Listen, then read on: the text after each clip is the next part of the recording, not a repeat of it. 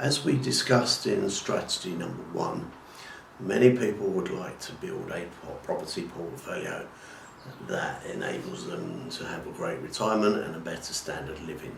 What I'd like to think is with our creative strategies, our financial engineering of purchases, you can build up a much quicker portfolio, build your portfolio much quicker by using my strategies, and therefore come to a great cash flow fairly quickly. For instance, I've explained before that I actually prefer to be in a slightly higher value area, in the 110, 120 grand price bracket at the lower end of the market within a specific town, purely because that town is going to have capital appreciation, and capital appreciation is where your net worth will come from. However, if you are just getting going in property and you need to replace your salary as quickly as possible, then this building a high yield HMO portfolio, no money left in, works really well. So you can either use this using your own cash, 50 to 100 grand would do it in order to you to build a portfolio like this, or find a JV partner that is happy to put the money in while you do the work. You can more than likely, with more cash, build a portfolio quicker, especially if you've got partners that you're putting different mortgages in their names and you're doing some form of deed of trust or partnership agreement with. Okay, so the fastest way to replace a salary next to rent, but this means you're going to own the properties and they're going to be more profitable. Okay, so we're looking at buying properties in towns like Hull. Liverpool maybe not quite so much because of the amount of HMOs already there. So the demand for HMO rooms and the actual amount of people living in the rooms is not absolutely amazing that you're going to have all your rooms rented out all of the time. So as I've mentioned in previous strategy videos, we're looking for the lower value towns. So if we're going from a 0 being the Bronx and 10 being Manhattan type of town, so this being central London and this being Glasgow, Hull, Liverpool, we are looking in that there's up to maximum of 3 out of 10 type of town. And then in the actual area that we're looking in, we need to be making sure that we're in the right category area of that area. We may not want to be in this bottom 1, 2 or even 3 out of 10 in a specific town, because that might not be good for HMOs because of the type of people living around there. But once you look into it, you'll be chatting to estate agents in the area to try and learn this, and I'll talk a little bit more in a little while. So maybe we're in the lower value towns, looking between the 4 to 6 out of 10 areas. I recently had a conversation with Jim Halliburton, which we recorded and is on our Property Millionaire Academy YouTube channel, which you will have a link to this specific video as part of your package for this module, where Jim is buying the majority of his properties, and he has over 1,000 HMO rooms in most definitely this lower value town, Wednesbury, which is in between I think Wolverhampton and Birmingham, and his properties are in the lower area, and I talk about when I bought in Milton Keynes and the differences. So if you're thinking of doing this, it is only going to work the no money left in these lower value towns, but I would suggest that what you do is you build up your 5 or 10, maybe 20 maximum properties in that specific area for your cash flow. Now if you think about it, each one of the properties should be making you on average £700 per month per property.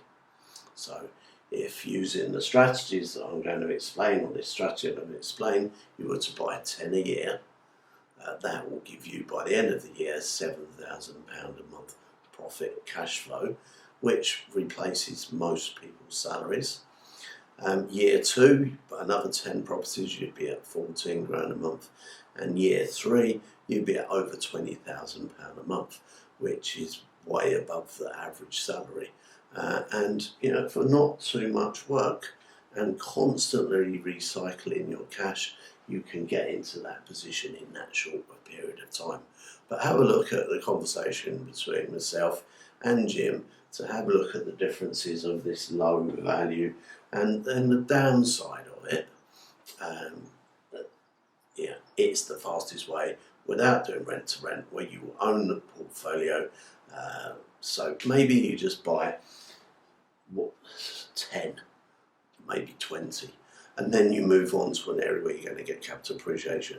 And when you do that, just remember, I'd recommend that you seek professional advice, because it's going to be down to your own individual circumstances.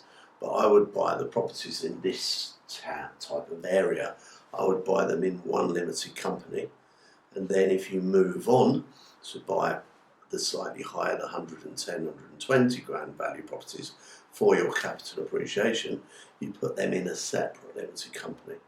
So if ever you come to sell your portfolio in a specific town, they're all in that one town, so it should be easier to sell, and anyone buying it will only have to pay 0.5% stamp, because they'll be buying your business. Whereas if you wanted to keep all the properties in one town and sell the ones in the other, it would be a whole mess trying to sell them. So keep them in 2 separate limited companies. So what is this strategy of building a high yield HMO portfolio, no money left in? Well, let me tell you, if you buy correctly, because you have a relationship with an estate agent, a property that needs work, by the time you've done the work and then refinance it, you should have added enough value that when you refinance it, you get all of the money you've ever put into it. Your original deposit you get back out, the work for the refurbishment you get back out, and if, like Stuart, one of my clients, and again Stuart, and there is a link in the pack that you get with this module to a couple of interviews. I think it's 3 interviews I've done with him, a very quick overview interview, and then 2 more in-depth interviews, which are on our Property Millionaire Academy YouTube account. He is actually doing this strategy, so I think you'll find that very useful. And he's getting cash out on most of the deals he did. He was doing it during the COVID period, so it slowed him down a little bit, and it looks like in his first year of doing this, he's actually, at the end of the year, bought 10 properties, and he's got more cash than what he started with by buying, refinancing. I think the first deal he got like £9,000 profit out of. The second one was due to kick out 20,000, but due to the recent COVID challenges, they were valued slightly lower, but in the future we'll be able to get that money back out. So just imagine, every time you buy a property, it may be just 5 grand or it may be 20 grand, you get out of it more than what you started with. Your cash pot is going to grow, as well as your cash flow is going to grow. So as I said, at the end of the first year, you'll end up with a cash flow of around £7,000 a month if you do what Stuart did and buy 10, and potentially more, depending on the working capital that you've got. Because with the right capital, you can obviously buy 2 or 3 or 4 projects at the same time, which is quite exciting, because you could probably build the portfolio a lot quicker. Although we are targeting only properties that are suitable for HMOs, because the HMOs will make you about £700-800 a month profit each, whereas doing them as a single let will probably make you £300-350 a month profit. So just remember your target price for a property that they do need 5 bedrooms because 4 just won't wash. But just imagine buying a property for 40, 50, 60 grand that you spend 10, 15 grand, converting it into 5 rented rooms and then being able to rent them out for £80 per week per room, giving an income of somewhere around £1,700. Now, if you were doing that in a high value area, you'd get very similar returns on your monthly cash flow, but the actual cost, the deposit money, all that would be far greater. So, buying in the cheaper town gives you cash flow, but not capital appreciation. So 40, 50, 60 grand target price to buy the properties to then refurbish and then refinance. Now, there are currently products out there because one of the challenges of doing this is the second survey. Not so much the survey you do when you buy in the property, okay, but after you've bought it and done it up. Next door might be worth 80 grand, but you only paid 50 and you spent 10 grand on it, so that's 60. You'll find a lot of valuers will value the property at 60, even though next door is 80. So there are challenges like that, and I spend a lot of time making sure people on my mentorship program don't mess that up, that they get that bit right. As I said, there is a product that is a bridge refinance product that will say, okay, yes, we agree that the property is worth this at the moment, so we'll give you a bridging loan for that. And then the same company will, with a schedule of works, give you a future after works valuation and then put you on a long-term mortgage at slightly higher interest rate, so that's where they win. But it's just a one package that gives you assurance that the end value will be one that gives you all your money back out. So, magic formula, never run out of money, and that is my secret of investing, always to get all of your money back out within 12 months. That way you can keep recycling your cash and you're never going to run out of money. Another one of the YouTube interviews that I've done with another one of my clients that he's doing in Stratagy is one, again, will be provided within our module workbook, and that is a link to Mike's portfolio. Now, he's doing it in a slightly different town. He's a little bit in between the 120, 130 grand price bracket and the 60 grand price bracket, but he is buying them through estate agents like you would with this strategy, and not so much with the higher value properties, because the higher value properties, the likelihood of getting a large supply of them through estate agents is very unlikely. It's really down to the relationships you have with the agents that are going to get you the deals. So with Mike, I actually took him up to his town, and I'd already been to that town looking around for my 100 properties in 100 months challenge, and met a particular agent who actually, kind of a bit of an advantage, recognised me from my YouTube videos, and now helps Mike and has helped me with the 100 properties strategy that we're doing. It's helped Mike to acquire 12 properties in 12 months throughout the COVID period. Okay, so the 12 properties in 12 months he's done, but they're not all multi-let. Only a few of them are multi-let, most of them are single-let. I interviewed him on the Property Millionaire Academy, or on a webinar, and we've got it on our Property Millionaire Academy, and you can watch it, and the links are in your package. So watch out for that. Another great bit of information to aid and help you in your property portfolio journey. One thing I touch on a lot more in my 4-day courses and in my mentorship program is the importance to know your why and understand your own psychology, because becoming a property millionaire, which is my goal, so I'm rapidly heading towards, may well have achieved it by the time you watch this, having 100 clients who are already millionaires. Okay, well past the 80 mark at the moment. It is very much about this up here, okay? Because the day that I took Mike out round with this estate agent, I took somebody else out on the same day. And the amazing thing is, they both spent the same amount of time with the agent, showed us around the same properties, I shared the same information, and yet Mike has gone out and bought 12 properties in 12 months throughout the COVID period, which has been amazing, and he now has very good cash flow from them. But the other fellow who went out with them, what happened? Hasn't bought any. What is going on in his head? I don't know. What is it that's going on in Mike's head that's made sure he's successful? So it is very important to make sure you've got the right mindset. If you don't have the right mindset, then maybe this stuff isn't for you.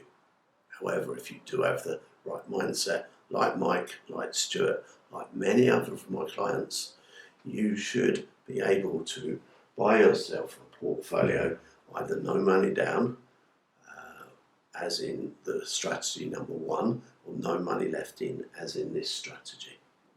Don't forget, again, the resource for you on our YouTube Academy YouTube channel is amazing. There is also a video on there which will have the details about JV partners, where to find them, how to find them, what to say to them. So watch out for that if you're starting and thinking about strategy for you, and you're thinking this is no money left in. That means we've got to put 15 grand in as a deposit, 20 grand in as a deposit and a refurb, and we don't have that sort of money. Then you can find JV partners to do this strategy, no problem. You just have to share the love. One of the most important aspects of this actual strategy is to have relationships with estate agents. So you start off by sending a message, which we'll provide you, to multiple estate agents, which are on one of our other instructional videos you'll get with this pack. So literally, you write the message that we've given you, press the button to select 50, 80, 100 estate agents, click send. All of a sudden you're in the business, you've got people calling you. You then need to build a relationship up with the agents. You've got to remember that most of the properties on the market are retail deals. When an estate agent gets a great deal, they're going to pick up the phone and ring someone that they like, that they kind of looks after them and they know. And what I'm going to do in the following few minutes is explain to you the process that you need to follow when you go to the estate agent's office that will allow you to be one of the first people that the estate agent rings when they get the good deals. Then, like Mike, you're in the game. Right, so, and the overview. First of all, unless you are getting the deals that the estate agent rings you with before they go to market, you are not in the game. Okay? If you're getting invited to joint viewings, you are a retail customer. Okay? You need to be trade customer, not retail customer. You do not want to be treated like they do everybody else and ring you up and say we're doing a block viewing, we're going to have 50 people there, or could you please make an offer, a written offer. What do they call them? Hardly, I forget the name when they ask for bids. Yeah, sealed bids. Yeah.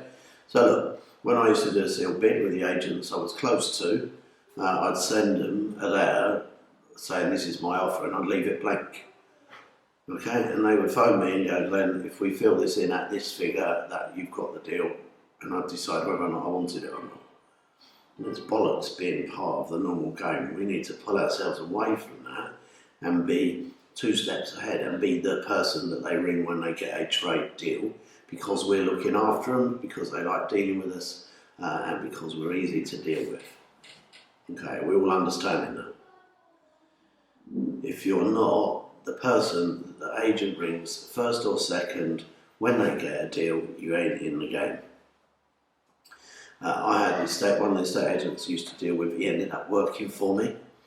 And he actually said to me when he was working as an estate agent, he started off selling deals for people, selling properties.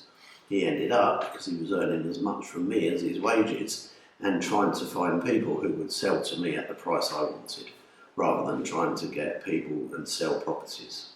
Okay, it was a total reframe for him. We've got to get to be that person. So what I'm going to do is run you through a process that will get you in that position. Okay?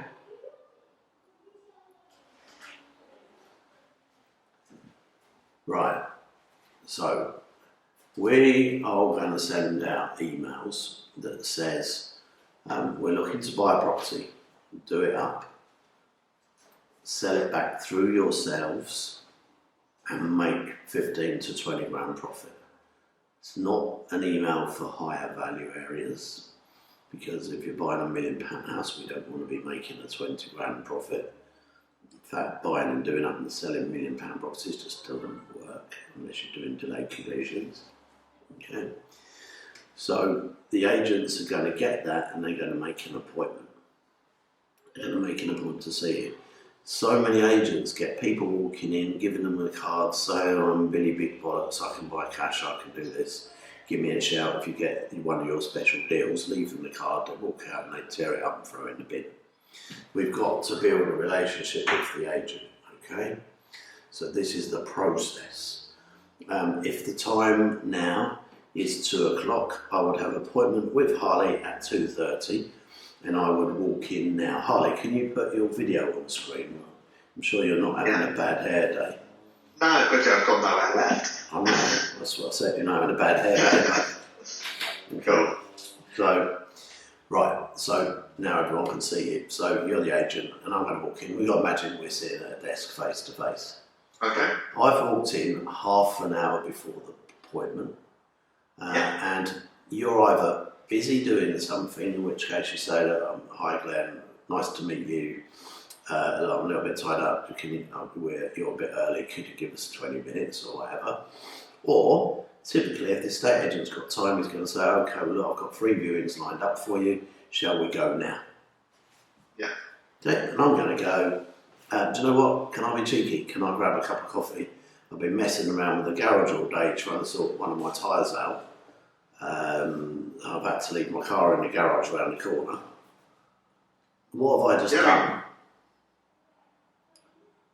What have I done by saying I'm leaving the car, I've left the car in the garage around the corner? Well, so you've just made it so that you've got to get in their car. Yeah. Or get in my car. Yeah, why do I want to do that? We've got more time together than Well, it's called time framing. Okay? So it's kind of psychological that if you go in a property with someone, you come out in the car, you go to another property, it feels like they've had 2 or 3 different events with you. Okay, so switching this into a dating category, yeah? Okay, so imagine you're going on a date with somebody. I'm going to ask everybody on here, what's the average number of times, and I know this isn't property related, but it kind of is from a psychological point of view and body language point of view, what's the average number of times people date before they go to bed together? No takers on Could be some interesting answers there. Yeah, it all depends whether they've got their wives or husbands near. 3. 3, right, there's a 3. Any further advance or less of advance? Second date, sorry guys. Second date, okay, we've got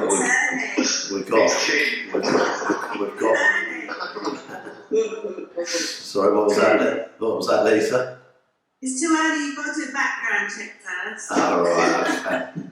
Right, so we've got some players, look, the average number is 3. And going back a few years, I've got to do due diligence, yeah, a bit of Google. So look, going back a few years ago, when this was in a classroom setting, there was 2 lady friends sitting next to each other, and one of them nudged the other one really hard after we said 3. He said, told you. I don't know quite what that meant, but anyway. So it's 3. So if, for instance, time framing psychologically. For instance, we picked them up in the car or met them at a pub, then went for something to eat and then went back to a different pub. Psychologically, that's 3 times, isn't it? That's 3 dates, subconsciously. Okay, so it accelerates the process. Okay, potentially. Just saying. Okay, right. So, by time framing, what we're doing is we're making the estate agent think he knows us better than what he actually does. Okay. Right. Sorry, my cameraman's kids are getting carried away with their computer game next door. So, I'm going to come and sit down next to Harley, and he's going to get me a coffee. So I'm going to say, can I be a bit cheeky? Can I grab a coffee? My car's had to go and sort the tyre out. They're taking longer than what I'd hoped. And once I sit down with Harley, I know I've got the time it takes to drink my coffee before we go out to look at the properties. So if I am very slow at drinking coffee, I've got 20 minutes odd to drink my coffee and chat. So I'm just going to start off by saying, Harley, tell me, have you been an estate agent for long? So yeah, I've been an estate agent for about 7 years now. Okay, well, all in this area? Yeah, predominantly in this area. Okay, so what's going on in this area at the moment? So things are selling quite quickly. Prices tend to be going up as a whole. It's all looking pretty good. Okay, so you know your prices around here pretty well then? Yeah, I'd like to think so. Okay, especially being in the market. So that's me laying down a bit of foundation for later on. Okay, I've established he knows his prices. Can the letting and market, that's okay, yeah? Yeah, that's it. And I'm going to chat to him about the market for 5, 10, 12, 15 minutes, whatever. It's comfortable. Ask him if he used to work anywhere else. Ask him if he's been an estate agent, before he's been in this area, all that type of stuff. Okay, just generally rapport building. So I'm going to have this conversation with Harley. I would, at one point, I'm going to pull out some paperwork out of my briefcase, or out, wherever I'm carrying it in, and go, Harley, while I'm here, can I take this opportunity? I've got a copy of my passport here for you, and my passport for verification. Okay, fantastic. I've got a copy of my bank statement. I actually had a decision in principle by a broker friend of mine a little while ago. Here's my decision in principle for a mortgage. Okay, brilliant. And I have a business partner who has a 5 million facility for any development projects. Here's that. Now, okay, fantastic. We could probably do something with you then. Right, now, all of a sudden, you've gone from just being another investor to going up a few rungs up the ladder. Okay? Because anytime I've interviewed estate agents or we've had a real life ex-estate agent, and I think, Harley, was you an estate agent for a little while? Not sort of. I worked for an online agent, but I just went around signing the houses up. Okay. I didn't actually get involved in the selling of it. Okay. Sorry, I've just got something I need to deal with, just 2 seconds. Right.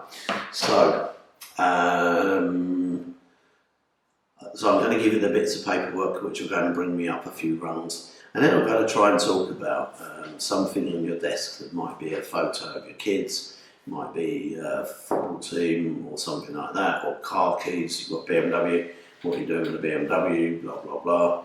And I'm also going to look at the certificates behind you and say, so how comes you've won Manager of the Month or Agent of the Month so many times, Harley?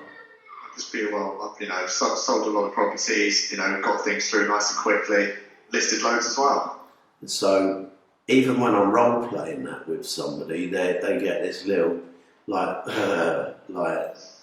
and it's really weird watching the body language. Even though we're role playing, you get this happy little, I'm the estate agent of the month. I've won it loads. Yeah, a bit of a yeah.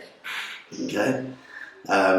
But now that's established, so that must mean you're quite good at sales. You must be quite a good salesperson. Yeah, we're not too bad. Or should I say sales negotiator? Yeah. Yeah, so now I've established that he knows his prices off by heart and he's quite a good negotiator. I'm going to put them in my bag for later on. Okay. I'm hopefully going to have a conversation with him about, his family, so I'm still drinking my coffee. We've spoken about property for 15 minutes. You've been, I know what to talk to Harley about. So have you been on holiday recently, Harley? Yeah, so we've been to Asia, so it's pretty good. Did you get back in time for lockdown? No. How did you get back? £2.5 grand's worth of flights later, we got back. Okay. So what I'm doing here now is having a conversation with him about real stuff. Okay, outside of estate agent, and that means rapport building. Now, especially out the office, but even inside the office, if he started swearing with me a little bit, I know that we've now gone outside of the normal estate agent vendor role. Okay? So, because I've been chatting to him for half an hour. How many people chat to an estate agent for half an hour before you even start looking at properties? Yeah, how many people give them your driving license, your passport, your ID, your bank statement and everything on the first meeting? Again, hardly any. And I'm making it easy for you to, one, think I'm professional, two, know what I'm talking about, and I'm accelerating up that ladder to be that first person that you call. So then we're going to go out and look at the 3 properties, okay? And at the end of it, I'm going to say to you, so Harley, you're the expert, which one of these am I most likely to make 20 grand out? The first one, the second one, or the third one? It'd be the third one. Okay, all right, cool. So can we have a look at some numbers, please? Yeah, so it's that one's worth 180. Right, let's do 160, all right, so I can sell it for 160, yeah? Okay, yeah, so I can sell it for 160. Okay, and it's on the market at 120 at the moment, yeah? Yeah, that's it. Okay, well, let's run the numbers. Well, first of all, right, I'm not really a betting man, but I'll always bet on a dead cert. How about you? Okay. Yeah. Yeah, okay. So, you know your prices around here, so you know what this will sell for. Okay. And if you're telling me it's going to sell for 160, I'd like to have a bet with you for £1,000 that you can sell it for 160. Therefore, if you sell it for 160, I'll give you £1,000, and if you don't, you've got to give me £1,000. We might be getting about 40 for it.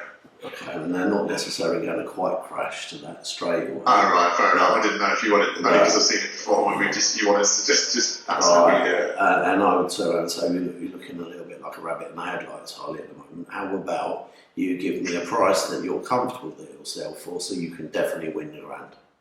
Yeah, I'd say 140, 145. Okay, so let's run at 140. Okay.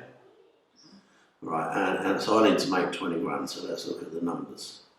Yeah. Now, aside from the conversation I'm having with him, who's been out, visited estate agents, made an offer that the estate agents thought was low, and the estate agents given you a bit of a bollocking? Has anyone been and experienced that? Yes. Yeah. Okay. Yes, very much. Right. So I can't know you. So right, how about you've got me here telling me you can make 20 grand. I can make 20 grand. So you can't do that with me now, can you? Because I sent him an email saying I want to make 20 grand. What have you got? Okay, so here we go. So I know you're quite experienced, Harley, but let's look at the numbers. Let's have a look. So if we're going to sell for 140 and I want to make 20 grand profit, that's 120. Yeah. Now, let's have, what do I need to do to it to make it sell for 140? So you're probably going to need about 5 to 8 grand's worth of work on it. On the kitchen. Kitchen, bathroom, carpets. Yeah, so if we're going to do a new kitchen, it needs white goods, yeah? Yeah. So that's really 5-6 grand. About Okay, a new bathroom, 2-3 grand. that. Yeah. Okay, and meanwhile, Harley's writing these down because I've asked him to. Garden needs a bit of a tidy up, 500 to grand. Yeah, give or take. New carpets, 1,500 quid, 2 grand. Yeah. Including some vinyl for the bathroom and the kitchen. Yeah. Downlights in the lounge and kitchen. If you want to make it, jazz it up a bit, yeah. And maybe some chrome fitted light switches and plugs and everything. Yeah. So that all comes to how much? Oh, right, 12 grand, okay. Right. Now, Harley, you said you're quite an experienced agent, so you're obviously aware of the buy-sell costs. Yeah. Do you know what they come to on a property that we would pay somewhere around 100 grand for? 10%. Yeah, it's about 10 grand, because we've got to pay solicitors to buy, solicitors to sell.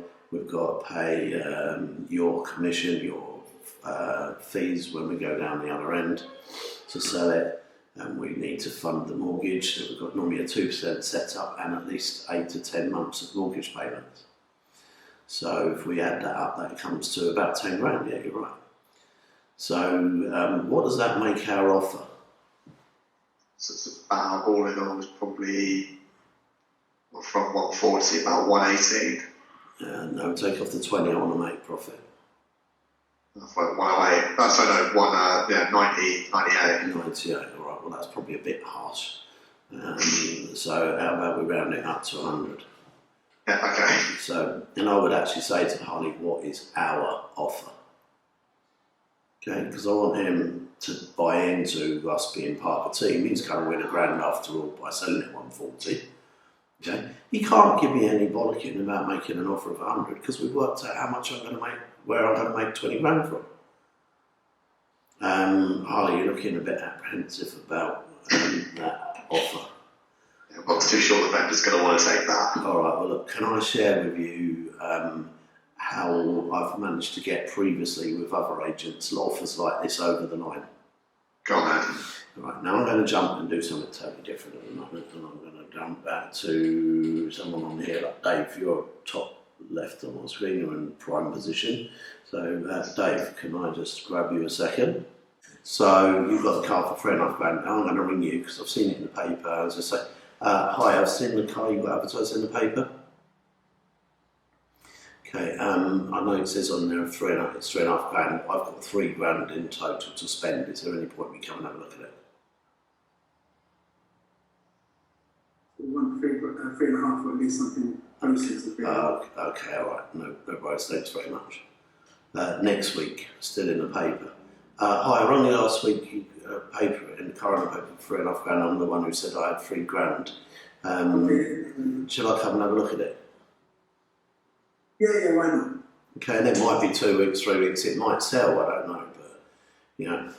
So I'm going to go around and have a look. Now, let's say it's got 400 quid's worth of work to do to it for whatever. Where do my negotiations start? At 3.5 or at £3 grand? 3K. They start at 3, don't they? They don't start at 3.5. So I'd actually, if I was in that situation and I used to do this, I'd pull out £3 grand wedge out of my pocket, take out 400 quid, and hold out 2,600 and go. So look, okay, I said on the phone that I had £3 grand to spend. We both agreed it needs 400 quid spending on it. Here's 2,600, and I'd hold it out, literally, and watch them watching it. Okay, and I know that's it. And I know if I move it around backwards and forwards, and their eyes follow it, I know they're going to take it. Okay. All right. Now you can't do that bit in houses. You can't hold out 80 grand or 150 grand in front of them, can you, or a case with it in or anything like that. However, what the example I wanted to do is to show you that my negotiation started at £3 grand, not 3.5. Okay. So right, back to you, Harley. So your vendor, Yeah. which is still Minaj, okay?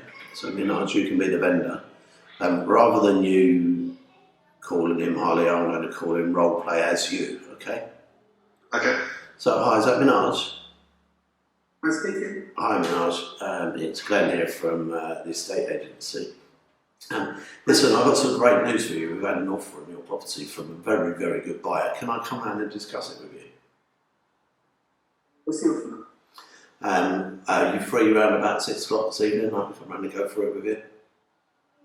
Okay, fair enough. All right, now I want to go around and do it. And so Harley, I'm going to explain to Harley exactly how this other estate agent works to get lots of deals. And this is how it goes. I sit on this chair and I say, look, so Minaj, you're in a chain of 6 and you're the only one who hasn't sold. Yeah. Okay. Now, I've had an offer from a very, very good buyer. Now, assuming I can get 10 grand off of the property that you're looking to buy, and I know your property's on the market 120, but if I can get you 10 grand off the property you're trying to buy, how does 100 grand sound? It's quite reasonable. Right, now if I just go straight in with 100 when it's on the market 120, what's the chances of us accepting it? Yeah, it's not quite small. Okay, but if I subconsciously, when I've just told you about this, if I can get 10 grand off, you're not seeing it as 120, are you? The offer as 100 on 120, you're seeing it as only a 10 grand shortfall. Yeah, so we've kind of gone halfway there. Now we need to teach the estate agents how to do this, okay? Okay, because we will get a lot more deals accepted at lower prices if we can tell the agent to do this. Now, obviously, Harley's wants to do this because he wants his grand. Okay, so now, if I go back tomorrow to Minaj and say, "Oh, Minaj, I've got some great news for you. I've managed to get 5 grand off the property for you." Now, you're already at 110 in your head. Okay, so we're slipping another 5 grand, but we're only moving by 5 grand because you've already accepted that price. You've already processed it in your head.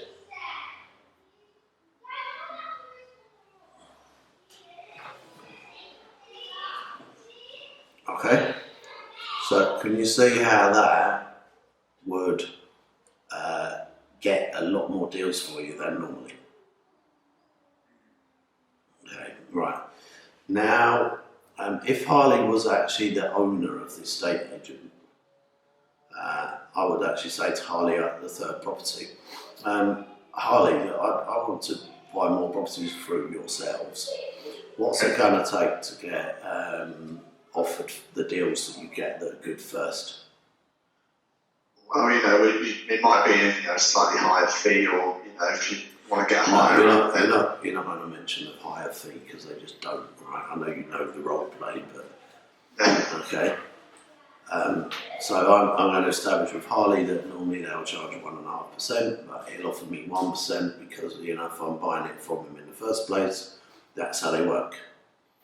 And I'm going to say, look, Harley, I really want you to offer me the deals first. So I'm prepared to give you 3% if you sell this on for me after I've got it. Okay, fantastic. Yeah, that sounds good. So you're not doing the bet with him, but we are going straight to the owner and of the company and offering them 3% instead of 1.5%. So he's going to, because he knows he's going to earn more money from you, he's going to offer you the deals. Okay, we've got to be the person who gets the deals offered to them. Glenn, going back to the role play where I was a vendor, Yeah. the first 10k you're going to get me off the property and then another 5, is that off the property I'm going to buy? Yeah, So, exactly that. So if you're buying something for 130 grand or 150 grand, and I ring the agent up and say, look, there's this chain, the client who, I found a buyer for your client's property, they've offered him 20 grand less and he can't do it at 20 grand less. Can we move 10 grand on the purchase? He's then going to go to his vendor and say, look, if you want to go through with it, we need to help this person out. Yeah, it might be, if there's 3 or 4 people in the chain, you get 2.5 grand each person. Yeah, and get them all to shift.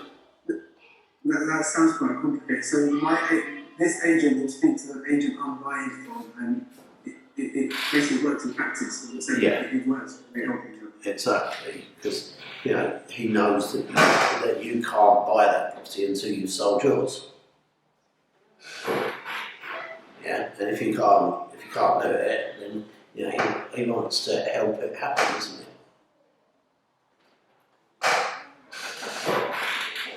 Okay, so comes to the day now, Harley, I'm going to ring you once we've had the deal accepted and say, look, I'll tell you what, I'm more than happy once I've purchased it to give you 500 of the 1,000, and then when you sell it 440, I'll give you another 500. Yeah. Okay, so come exchange completion day for me, Harley is going to be on the phone going, would you like me to bring the keys? Because he wants his 500 quid, okay, and he doesn't want me to bring the 500 quid into his office, obviously. But are we actually bribing him? Because at the moment, this is a bet. Or incentive, isn't it? Yeah, now if he actually insists that he doesn't bet, I would turn around to Harley and say, so Harley, a friend of mine that works in Milton Keynes, he's got a few agents he works closely with and gets quite a few deals from them. He gives them £1,000 every time they get him one of the special deals. How does it work around here? We could probably do something like that as well. And estate agents don't say that on tap. You're going to have to get this role play right, Harley. Oh, then I just think just getting on with it. But guarantee every time they've said, we don't do it around here, when it's come close to completion date, they've been on the phone going, you know that thing you said about blah, blah, blah. Well, I'm taking my girlfriend to so-and-so for her birthday, and I'm a bit short on cash at the moment. And they ring you every single time. Okay, look, comes to the day you've rung up and I was about bringing the keys around. Harley, it's Friday, you normally drink in all bar one and Milton Keynes, I think the agents. On Yeah, Friday night. that's the one. What time do you get there? About 4:30? Yeah, we like to start early. Alright, so how about what I do? How about I meet you there and very discreetly drop you the envelope? Yeah, sounds good to me. Alright, so I go to the pub where all the agents gather every Friday night and I drop you the envelope very discreetly and say, oh, by the way, mine's a pint of Foster's. Now, he's not going to say no to buy me a drink, is he? I'm just giving him 500 quid. Okay?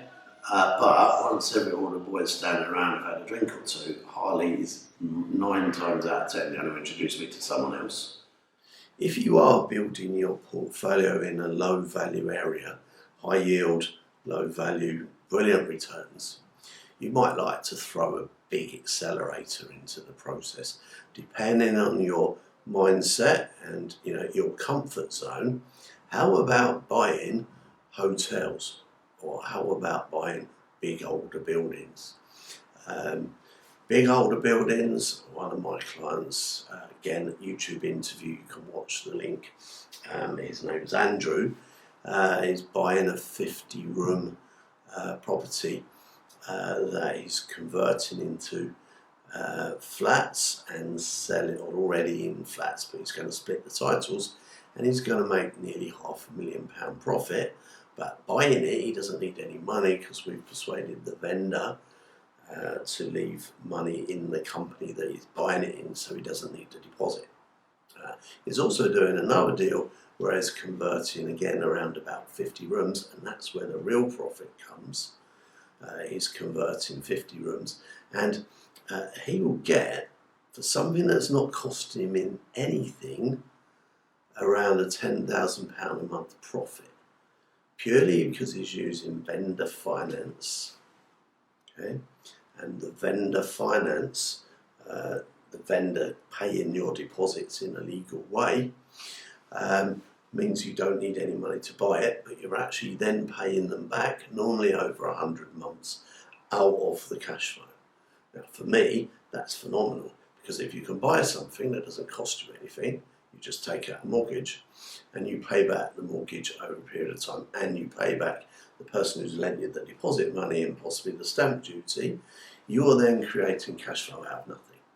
Financial engineering at its best, creating profit out of nothing, that is the secret to becoming a millionaire or multimillionaire. So again, the resource of this 1 hour roughly module is that Andrew's I've interviewed, and he explains exactly what he's done and how he's done it on the interview. It's on our YouTube channel. You will have the link as part of this module. Now, I actually got paid £24,000 for buying a guest house. Now, do you want to know how I did that? Okay, so look, let's just imagine you're my business partner, okay? And there are many, many guest houses, hotels on the market in the UK. It's not a particularly nice business for somebody who lives in a house to make people's beds every day or change bed sheets and all that type of stuff. So it's not particularly fashionable, and it's not easy to get leverage to buy them from the banks because they want you to live in there and run it as a business. However, if we're looking to convert a guest house to an HMO, it's got an amazing added value that all the rooms are all done to the same standard through the guest house requirements that an HMO requirement has, and they have en suites. So the chances are in most of England they'll rent out for £100, £110 per week per room. So how do you make sure that you are buying a guest house that you can 100% definitely know it's going to be turned into an HMO? Because there is a planning process. Now, I do this through options. My clients do this by taking an option on the property. So let's just imagine that and the property we're talking about, which was in Wisbech, by the way, was on the market for £219,000, and it'd been on the market for some time. So we came along, and let's imagine it's my business partner, goes and talks to them and says, look, we'd like to buy this, but only if we are guaranteed it will be passed on their planning application to be an HMO, and we don't want to take the chance of getting that done and the owner not then agreeing to sell it to you. So we do something that we call taking an option on the property. Now, an option gives you the option to buy it if you wish, but not the obligation. But it does mean that the seller is obligated to sell to you. Okay, so the owner is obligated to sell to you. So my business partner paid a whole £1 to the owner for the option to buy the property for £219,000. Then let's imagine if you are my business partner, the next thing is you've got to get a bit more serious now and put a lot more money in because you're going to pay for the change of use application, which for that particular one was £300 with that council. Many councils are near the £400. So we put in an application for change of use from a HMO, from a guest house to an HMO. It took a few months and then it came through. Now, that then puts us in a position where we can change the use, or the use has been changed from guest house to HMO, but we've still got the challenge of getting a bank loan on it. So to get a bank loan, normally the bank will only lend if the property is licensed as an HMO. So my business partner working with me, me on the phone, my business partner attending, actually spoke to the owner and said, look, once we get change of use, we can start renting the rooms out. We can give you the cash for it, except we want to take out enough from the cash flow to put in an application for a license for the property. Once it's licensed, that means I can then get a bank loan on the property. So that's exactly what we did. So we're still only into this property for £301. Okay, quite a high value of sum of money, yeah? Okay, watch what happens next. Once it's licensed, I then went to the bank to ask them to value the property for me. They actually gave me a panel of surveyors I could choose that were on their panel. Now, I'd already rung them up to see how they value properties. Now, a lot of surveyors will value properties either on a bricks and mortar valuation, or if they're not traditional houses, they will value on a cash flow basis. Now, that meant because of the cash flow of what was a guest house that's now an HMO was significant, they valued it at £325,000. Okay, so my business partner had an option to buy it for £219,000. He's now selling it to me for 325 grand. The bank is giving me, I think 242,000, 243,000, and I'm putting in an 82 grand deposit. Now, you don't have to worry about finding that deposit if you're doing this strategy, because there's always somebody out there that will lend you the money for a couple of hours it takes to do this next thing I'm going to explain. So what happened? I sent the £82,000 to my solicitor, who had drawn down the 243,000 from the bank. My solicitor, here's my solicitor, sends the 325,000 made of the 82 deposit and the 243 mortgage. Sent 325 to the vendor solicitor. The vendor solicitor is fully aware of the option and sends the vendor their 219. Okay. So they send the vendor the 219, and that gives the option holder the benefit of the margin. So they've taken an option at 219, turned it into an HMO, and they're now selling their option on to me for 325 grand, having added a lot of value by getting the change of use. Okay. My bank manager was fully aware that somebody out there had done just that, and that they had an option at 219 and they were selling it for 325. Totally happy with that. Now here's the brilliant bit. Okay, this is the bit you love. Bear in mind, you've so far put in, as my business partner, £301. I've spent £700 on a survey, and there's some legal fees involved. So what have I done?